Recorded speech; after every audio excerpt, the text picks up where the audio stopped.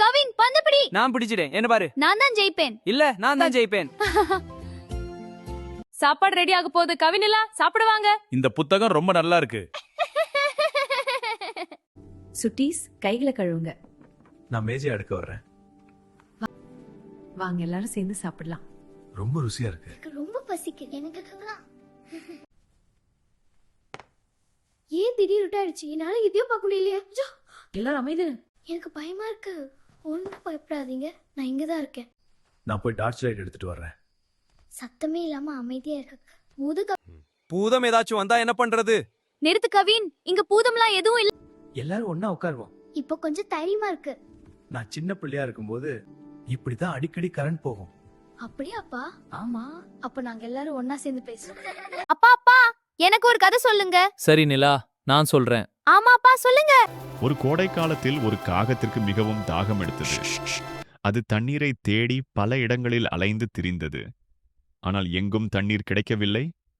தாகத்தால் மிகவும் சோர்ந்து போன அந்த காகம், இப்படி இருந்தால் நான் உயிர் பிழைக்க முடியாதோ என்று கவலைப்பட்டது. அப்போது தூரத்தில் ஒரு சாடி கூஜா இருப்பதை அது கண்டது. உடனே மகிழ்ச்சியுடன் அங்கே பறந்து சென்றது. சாடிக்குள் தண்ணீர் இருந்தது. ஆனால் தண்ணீர் மிகவும் அடியில் இருந்ததால் காகத்தால் அதை குடிக்க முடியவில்லை. முதலில் சாடியை உடைத்து தண்ணீரை குடிக்க முயன்றது. ஆனால் அது முடியவில்லை. பிறகு சாடியை சாய்த்து தண்ணீரை வெளியே எடுக்க முயன்றது. அதுவும் தோல்வியடைந்தது. சிறிது நேரம் யோசித்த காகம் அருகில் சில கூழாங்கற்கள் கிடப்பதை கவனித்தது. உடனே ஒரு யோசனை தோன்றியது. அது ஒவ்வொரு கல்லையும் தன் அலகால் எடுத்து சாடிக்குள் போடத் தொடங்கியது. கற்கள் சாடிக்குள் சேரச் சேர தண்ணீர் மெதுவாக மேலே உயரத் தொடங்கியது. சில நேரத்தில் தண்ணீர் சாடியின் கழுத்து வரை வந்தது. மகிழ்ச்சியடைந்த காகம் தண்ணீரை குடித்து தன் தாகத்தை தீர்த்து கொண்டது.